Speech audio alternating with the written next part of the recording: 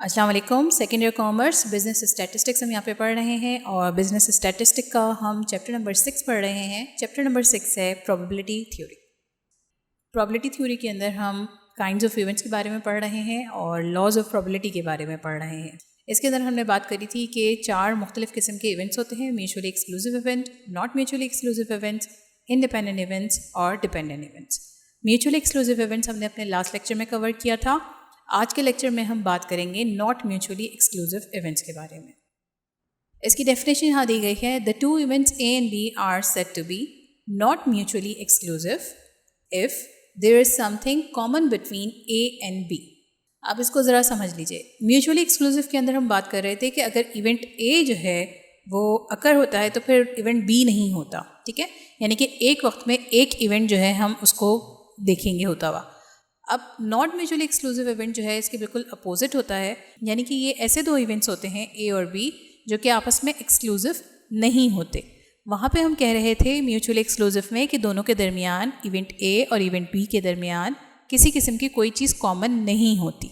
लेकिन हम यहाँ पे जब बात करते हैं नॉट म्यूचुअली एक्सक्लूसिव इवेंट्स की तो हम यहाँ पे कहते हैं something common between A and B, ठीक है। कोई ना कोई चीज़ जो है, कोई ना कोई मेंबर जो है दोनों इवेंट्स के दरमियान में कॉमन होता है, तो ये नॉट म्यूचुअली एक्सक्लूसिव इवेंट होता है। तो यहाँ पे अगर मैथमेटिकली बात की जाए तो मैथमेटिकली हम इसको कह सकते हैं कि ए इंटरसेक्शन बी जब भी निकलेगा तो वो नल सेट के इक्विवेलेंट नहीं होगा। म्यूचुअली एक्सक्लूसिव में हम कह रहे थे कि ए इंटरसेक्ट बी हमेशा नल सेट होता है क्योंकि वहाँ पे कोई चीज़ कॉमन नहीं होती। लेकिन नॉट म्यूचुअली एक्सक्लूसिव इवेंट्स के अंदर ए एंड बी इवेंट्स के दरमियान कोई मेंबर लाजमी तौर से कॉमन होता है, जब भी ये नॉट म्यूचुअली एक्सक्लूसिव बनते हैं। और इसी वजह से ए इंटरसेक्ट बी जो है वो not equals to null set होता है। मज़ीद इसके अंदर और इसकी एक्सप्लेनेशन दी है कि पी ए और B is equals to P A plus P B minus P A N B, ठीक है। यानी कि पी ए और बी को जब आपने मालूम करना है तो आपने सिंपली इसके अंदर probability of A plus probability of B करनी है और minus P A minus P B इस तरीके से करके कर लेना है। अब इसको मैथमेटिकली मज़ीद हम आगे देखते हैं कि पी ए और B is equals to P A plus P B minus P A N B. और का मतलब यहाँ पे होता है यूनियन और इंटरसेक्ट का मतलब होता है and. P A union B आपका इक्विवेलेंट होता है P A plus P B के, और इसके साथ इसमें से अगर माइनस कर दिया जाए पी ए इंटरसेक्ट बी, यानी कि दोनों की प्रोबेबिलिटी, ऐसी प्रोबेबिलिटी जिसके अंदर हम ए इंटरसेक्ट बी कर रहे हो, उसको अगर माइनस कर देंगे तो हमारे पास आंसर आ जाएगा पी ए यूनियन बी का। अब इसकी प्रॉब्लम्स देख लेते हैं। हम यहाँ पे बात करेंगे problem on not mutually exclusive events के बारे में, और मैंने यहाँ पे आपकी बुक का क्वेश्चन नंबर लिया है 6.60 और इसमें कहा जा रहा है if P A is equals to 0.5, P B is equals to 0.3 and A union B is equals to 0.6, point P A intersect B. अच्छा, एक चीज़ मैं आपको यहाँ पे बताती चलूँ कि इसमें आप लोगों ने याद रखना है कि जहाँ पे भी कहीं पे कोई दो चीज़ों का कंपैरिजन आ रहा हो और वहाँ पे वर्ड यूज़ किया जाए और, ओ आर, ठीक है। और का वर्ड जब इस्तेमाल किया जाता है तो इसका मतलब होता है ए यूनियन बी। इसी तरीके से अगर कहीं पे वर्ड यूज़ किया जाए एंड, तो एंड का मतलब होता है इंटरसेक्शन, क्योंकि बाज़ दफ़ा कुछ टर्म्स ऐसी यूज़ होती हैं जहाँ पे कंपैरिजन किया जा रहा होता है और के वर्ड को यूज़ करके इंटरसेक्शन या यूनियन का नाम नहीं लिया जा रहा होता। तो वहाँ पे आपने आइडेंटिफाई करना है कि यहाँ पे ए यूनियन बी की बात हो रही है या ए इंटरसेक्ट बी की बात हो रही है। अगर और का वर्ड यूज़ हो रहा है तो ए यूनियन बी है वो, अगर एंड का वर्ड यूज़ हो रहा है तो उसका मतलब वहाँ पे इंटरसेक्शन हो रही है। अब इसको हम कंटिन्यू करते हैं और इसके अंदर मैं इसके सोल्यूशन की तरफ जाती हूँ। हमें प्रोबेबिलिटी ऑफ ए दी हुई है, प्रोबेबिलिटी ऑफ बी दी हुई है, ए यूनियन बी दिया हुआ है और ए इंटरसेक्ट भी मालूम करना है। फॉर्मूला आपके सामने आ चुका है। पी ए यूनियन बी की जगह हम पी ए यूनियन बी लिख सकते हैं, यानी कि probability of A union B 0.6 था। प्रोबेबिलिटी ऑफ ए भी हमें गिवन थी, हमें सवाल में दी हुई थी 0.5, तो वो मैंने लिख ली। इसके बाद प्लस कर दिया। प्रोबेबिलिटी ऑफ बी भी हमें गिवन थी 0.3, वो मैंने लिख दी। फिर फॉर्मूले में माइनस आ रहा था, माइनस लिख दिया। और पी ए इंटरसेक्ट बी क्योंकि हमें नहीं मालूम इसलिए मैंने एज इट इज़ यहाँ पे लिख दिया। अब हम इसमें देख लेते हैं कि 0.5 और 0.3 ऐड होके हो जाते हैं 0.8 और minus P A intersect B as it is आ गया। अब क्योंकि हमने पी ए इंटरसेक्ट बी को मालूम करना है इसलिए हम पी ए इंटरसेक्ट बी को इक्वल्स टू की दूसरी साइड पे ले जाएंगे। ये दूसरी साइड पे जाके माइनस का था प्लस का हो जाएगा। 0.8 के पास हम 0.6 को शिफ्ट कर देंगे, 0.6 प्लस का था, 0.8 के पास जाके ये माइनस का हो जाएगा। तो हम कह सकते हैं कि 0.8 माइनस 0.6 इन दोनों को आप माइनस कर लें, इस तरीके से हमारे पास probability of A intersect B आ जाएगी 0.2। इसके बाद फिर मैंने लिया है यहाँ पे आपका 6.63 और ये भी नॉट म्यूचुअली एक्सक्लूसिव इवेंट के बारे में है। अ card is selected at random from a deck of 52 cards. Find the probability that it is either a king और अ रेड कार्ड। ठीक है, एक कार्ड हमने सेलेक्ट करना है 52 कार्ड्स में से और इसके अंदर प्रोबेबिलिटी आपको बतानी है कि जो हम कार्ड सेलेक्ट कर रहे हैं या तो वो किंग हो या फिर वो रेड कार्ड हो। अब देखिए, हम नॉट म्यूचुअली एक्सक्लूसिव इवेंट्स की बात कर रहे हैं। इसके अंदर आपको अच्छी तरीके से पता है किंग के 2 कार्ड्स जो हैं वो रेड होते हैं और किंग के 2 कार्ड्स जो हैं वो ब्लैक होते हैं। तो यहाँ पे हमारे पास चांसेस हैं कि हम एक ऐसा कार्ड ड्रॉ कर सकते हैं जो कि रेड भी हो और किंग भी हो। तो ये हमारे नॉट म्यूचुअली एक्सक्लूसिव इवेंट्स के अंदर जा रहा है सवाल। अब इसके अंदर मैंने सोल्यूशन स्टार्ट करा और मैंने लिखा 1 card can be selected out of 52 cards. 52 cards में से अगर एक कार्ड सेलेक्ट करते हैं तो हमारे पास इसका कॉम्बिनेशन तैयार हो जाएगा, 52n हो जाएगा और r हमारा 1 हो जाएगा, यानी कि 52 वेज आ जाएंगे हमारे पास एक कार्ड को 52 कार्ड्स में से सिलेक्ट करने के। इस तरह से ये हमारे पास नंबर ऑफ आउटकम्स s के बन जाएंगे। ये सैम्पल स्पेस आ गई है, ns इज इक्वल्स टू 52। अब हम बात कर लेते हैं, एक इवेंट बना लेते हैं। Let a is equals to a king. एक ऐसा कार्ड ड्रॉ कर रहे हैं जो कि किंग का कार्ड है। तो 1 king card can be chosen out of 4 king cards. एक कार्ड कैसे चूज किया जा सकता है? 4 किंग के कार्ड्स में से 4 मुख्तलिफ फेज होंगे और एक कार्ड चूज करना है। ठीक है, क्योंकि आपको पता है अच्छी तरीके से कि किंग के हमारे पास 52 कार्ड्स में 4 कार्ड्स होते हैं, 2 रेड में 2 ब्लैक में। तो यहाँ पे हमारे पास इसका जो कॉम्बिनेशन तैयार हो गया 4 वेज आ सकते हैं कि 4 मुख्तलिफ तरीकों से हम एक किंग का कार्ड ड्रॉ कर सकते हैं। तो नंबर ऑफ आउटकम्स यहाँ पे हमारे पास आ जाएंगे, यानी कि NA की वैल्यू आ जाएगी 4।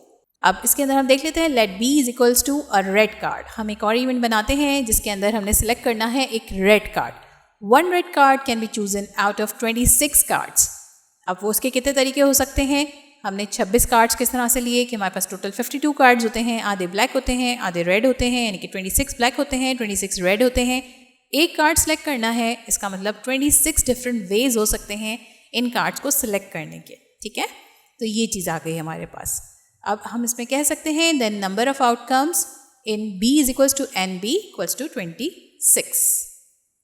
Since A and B are not mutually exclusive, तो हमने यहाँ पे जाना कि A एंड B जो हैं दोनों आपस में म्यूचुअली एक्सक्लूसिव इवेंट्स नहीं हैं, क्योंकि अगर रेड का कार्ड हम ड्रॉ कर रहे हैं तो हो सकता है उसके अंदर किंग आ जाए।